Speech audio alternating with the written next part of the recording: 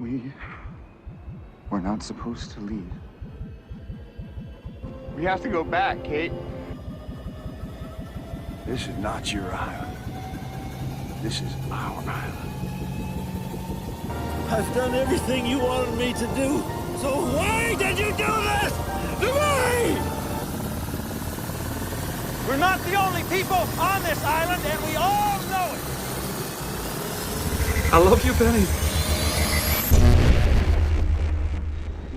We have to go back. Lost. Where do I start with Lost? It's incredible. So just to kind of set the scene for you here, me and Matthew, as I mentioned at the start of the show, are re-watching this, and we are currently midway through season 5. I think, would that be fair? Yeah, I thought we just crossed the halfway mark the other day. Yeah. So I mean, to be fair, it's my own fault because I didn't start this podcast until now. I wanted to talk about this like at the end of season 4 and then do like another episode once you've got to the end of season 6, but I guess we'll just jump in now. Go on, sorry. What's the harm? Yeah, exactly. Exactly. So yeah, I guess I mean I've got like a ton of stuff I want to kind of like bounce off of here with Lost in general, like a lot of stuff that I like about the show, but I guess I mean as the guest, what would you say is like the best things about Lost, having like seeing that it's like an old show, it's 2004, like what does it do that other shows aren't doing, if that makes sense? When you think about shows at the time, or even some shows now, it focuses more on all the characters straight away, rather than like the plot sucks you in. Yeah. You know, the Lost an Island, but then that would all be really boring if you didn't care about the people who are on the island. 100%. Yeah. And I feel like when you watch stuff like 24, which came out in like 2001, yeah, and that was a big American TV show, like you cared about, like you didn't really care about Jack Bauer, yeah, doing just like seeing him do cool shit and shooting terrorists and saving the world. It wasn't about like the people in it. Whereas in Lost, they were like, no, let's focus on the people who are in it, and that will help carry the story, and it does. Yeah.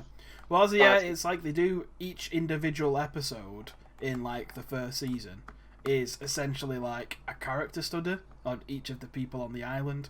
Now, they go back to the same people, like a few of the main characters, like your Jacks and your Locks and your Kates and so forth. But like in that first season, it's almost like you're waiting for that Hurley flashback episode to figure out a little bit more about him. You're waiting for that Saeed flashback or that Charlie flashback, like, and that's what it is. It's like each episode's like a character. They get a whole episode to flesh out their character, and you learn about, like, they set them up all perfectly. Like Charlie, for example, you're like, he's a drug addict, and he's part of Oasis.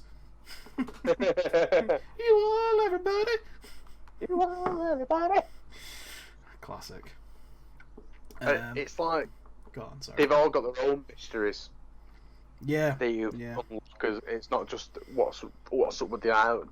It's like what's up with the guys on the island. What's up with Kate? 100%. Yeah, well, that's like one of the things in it. Like Kate's, there's a whole mystery around Kate of like why was she in handcuffs on the plane? Like why was she arrested? Which I don't think you find out until like season 2. Yeah, and you're like, all right, fair enough. Yeah, like Locke as well. How did not only like does nobody know on the island that he was paralysed before the crash, but we as an audience don't know how he was paralysed. Yeah, and it's like I think it's either season 3 or season 4 when you finally find it out. I think season 3, yeah.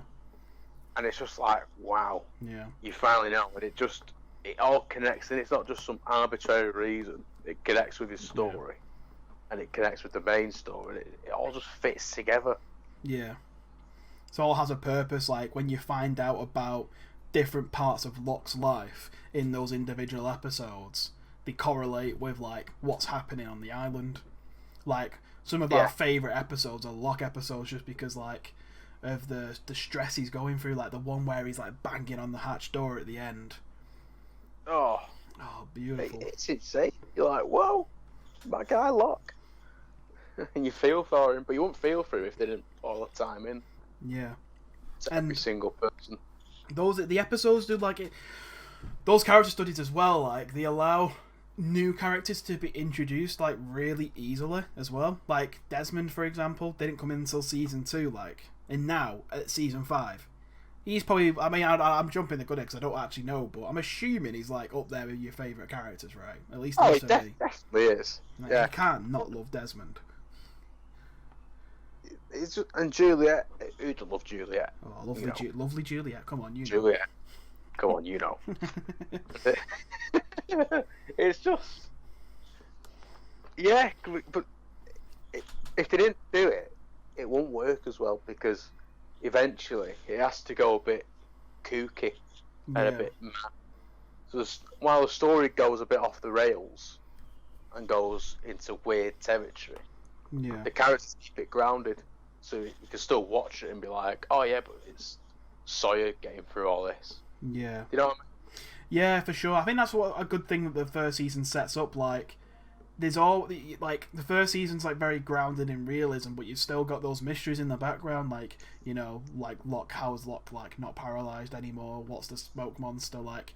You've still got these mysteries, and I think you've seen as the seasons go by, it becomes more and more about unlocking those mysteries. Yeah, and getting answers. Yeah, but then it's grounded in that realism still. At least for the first 3 or 4 seasons. Don't know if I can say that about season 5 anymore. It's a pretty, mental, speaking of time travel and all that. It's good that, though, it changes the format as it goes along. It stops using the flashbacks because you don't need them anymore. Yeah. So they're not arbitrarily placed in. They were there for a reason. Yeah. Once they've done the reason, they've got rid of them and put something else in. A nice little segue off that. That swerve on the flashbacks into a flash forward, in my opinion, one of the greatest swerves in like TV history. Oh, what did you think about it? Did it like fully get you? It fully got me because it ropes you in for 3 seasons. Like, this is our stick. Yeah. God. This is the format of the show. Yeah. It's like, and then it goes, no, there you go. You're like, whoa, my God. Yeah, proper catches you off guard. Well, it's when you see Kate get out of the car in it, and you're like, I remember when we were watching it together, you were like, what, is that Kate? No, it can't be. And you must have like talked yourself out of the fact it was Kate. Like you got it at the start, but you're like, nah, it can't be Kate. Like she's like, I can't even remember how you talked yourself out of it, but you did. And then it just all started to click together once like Jack was like, we've got to go back. It's like, oh, it's Kate. It's like, oh my God. Wait, is this in the future? But then from that point on, it doesn't go back and use flashbacks again. Yeah. It uses flash forward. But that's what adds to the dynamic of season 4 so well. Is like it's the whole idea. Like I remember talking to you about this when we were watching it. It's they kind of changed the trope of what people think the show is about. Like when you first start watching the show, you're led to believe that like the big finale finish is going to be them all getting rescued, right? But in season 3, they're just like, and season 4 as well, they just basically dangle in front of you like, oh, all these people got rescued. Yeah. That's not what the show's about, which is like really, really like bold on them, but it worked. It really works, and season 4 is probably one of the best seasons, I think, because it changes up so much, and no, they get off the island, but is that good or is it a bad thing, and should it happen? But these are all things that wouldn't have been answered or even asked if the show just ended on they get off the island. You'd have an episode of like an epilogue of them living a life after the island, but that'd be it. By changing up, you open the story up more and it makes it more interesting. Yeah, no, for sure. Yeah, definitely. One of the things I've jotted down here that I wanted to ask your opinion of is, and I don't know if it's changed over the course if you watch, but who's your favourite character from Lost? Oh, I think it's Sawyer. I think it is Sawyer. He has really good character development, doesn't he? Yeah, We joked in season 1 that his redemption's gonna come in like season 6. This is so funny, like it, because like I know watching in season 1, like you know, even like so, like Jin is a massive like knobhead in season 1 to his wife. And I'm like there, like I know you're going to end up loving this character. It's Jin's so lovable, but it's the same with Sawyer as well. Like Sawyer's an absolute knobhead, and you're just like, oh, you gotta love him. But yeah, Really into over the him. it's just Yeah. where Locke goes a bit off the crazy end, and I think Jack gets a little boring Yeah. around season 3. Sawyer's always got that edge to him. I don't think anyone's seriously going to say Jack's their favourite character, surely. Sure, I think you just needed an everyman, or like a Yeah. bit of a hero type at the start to get the story. But then saying going. that, in like season 5, now he's gone a bit off the rails, hasn't he? Yeah, he really has, like, you know, drug-addled Jack. Just, but you don't really Yeah, feel come on, sorry we've- for him because We've it's all kind been of there. it's kind of his own fault, everything that's happening. Yeah. Did Locke In a warn way, them? Locke did warn him. So, and he'd been into a bit of a knob, whereas Sawyer started off a knob, but then got better. Whereas Yeah. Jackson thought of himself as better. Yeah. Do you know? Yeah. Yeah. So no, I definitely. really enjoyed that. Yeah, I think for me, it's like it's between two. It's Jin and Locke. Like for Locke, the reason why is like literally everyone's reason why, and I think without spoiling anything, I think even more so for you once you've watched the full show, you'll understand like why. But he's an incredible character. I love all these episodes. I love the internal struggle he has, and how like before he got on that island he was like literally a nobody. Like he was always told he was special, but like his life literally said the opposite. Like everything that he was doing, he was working in a box company. You know, he'd been paralyzed. His dad had screwed him over so many times.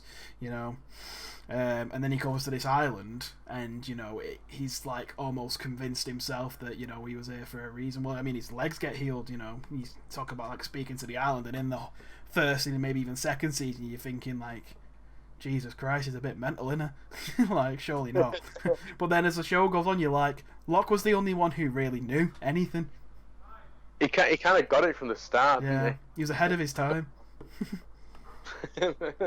And then Jin, I just love how like he just turns it around completely from how you perceive him at the start. Because at the start you think, oh, how is he? He's so horrible to Sun. Oh, you know, bless her, poor thing.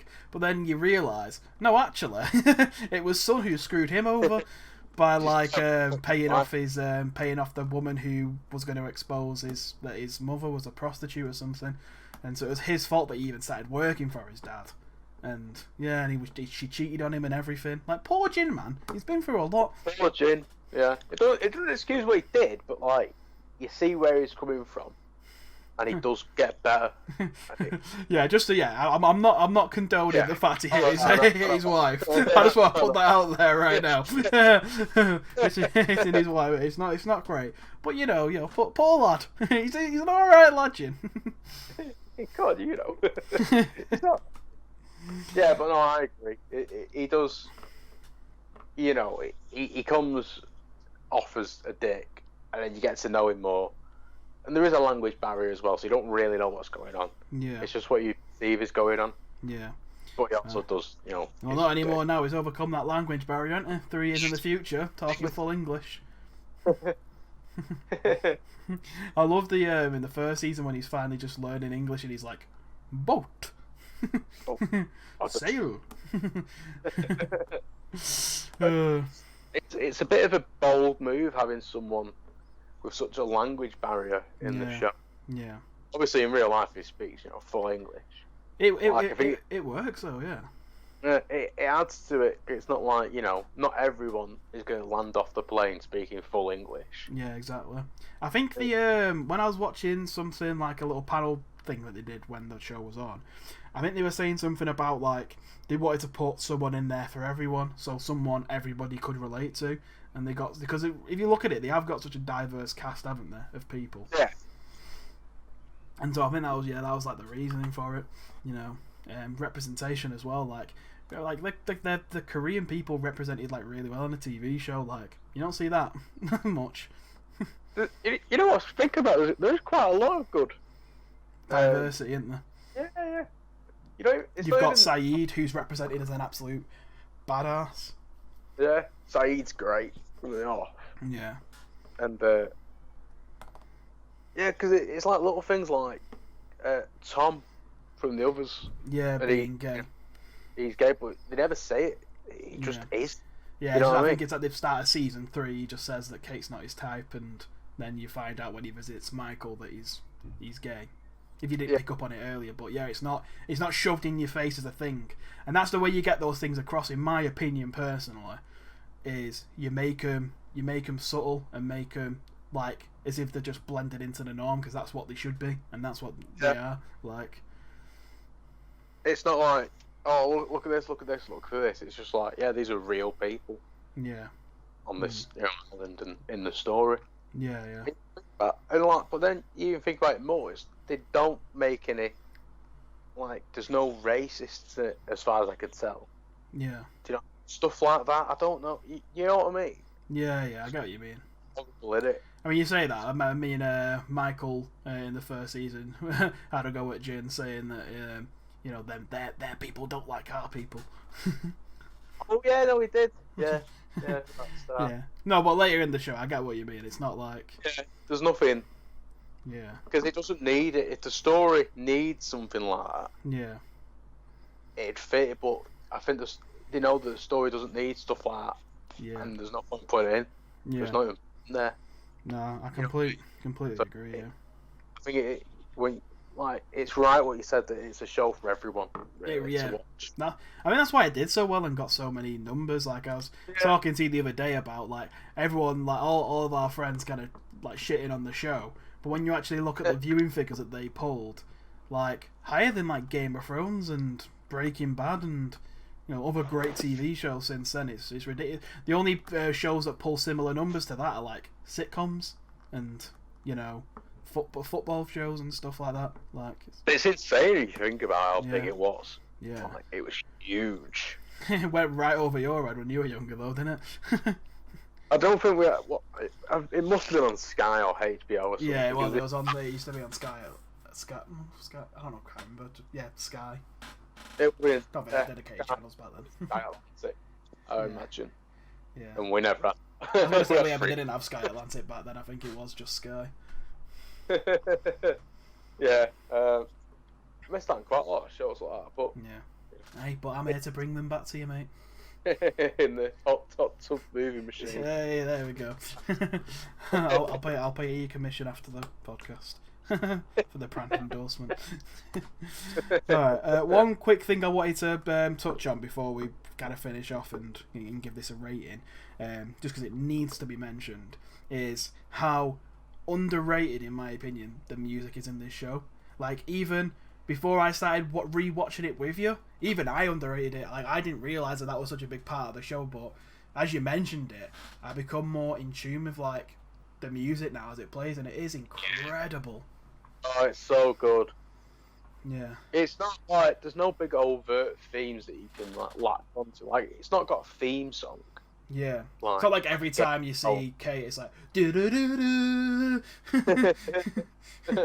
Exactly. It's not like the big Jon Snow theme or here's Jack's theme. Yeah. Stuff. It's like little motifs put through stories, and you got the big moments. Yeah. You know what I mean? So the one thing that I always noticed was the trekking song. They always have that same trekking song. Do do do do do. Classic. But it really adds to it. It doesn't need to be, because Lost isn't some big bombastic. Yeah. We're gonna shoot everyone and save the island and stuff like that. Yeah. Well, I mean, not in the first few seasons, but don't speak too soon, lad. Still got season 6 to go.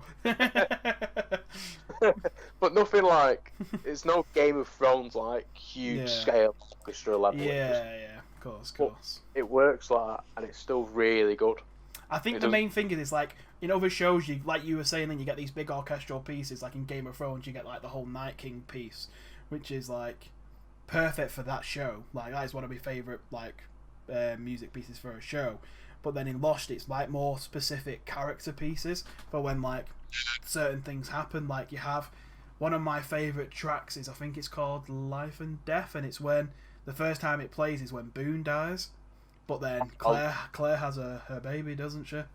And that's the whole point. It's like it's the happy music, sorry, when Claire's like showing everyone her baby, but then it like pans to like Shannon coming back from a little date with Saeed, and then telling them the bad news, and that's when the music, goes for it. But they use that. They use it sparingly. That track.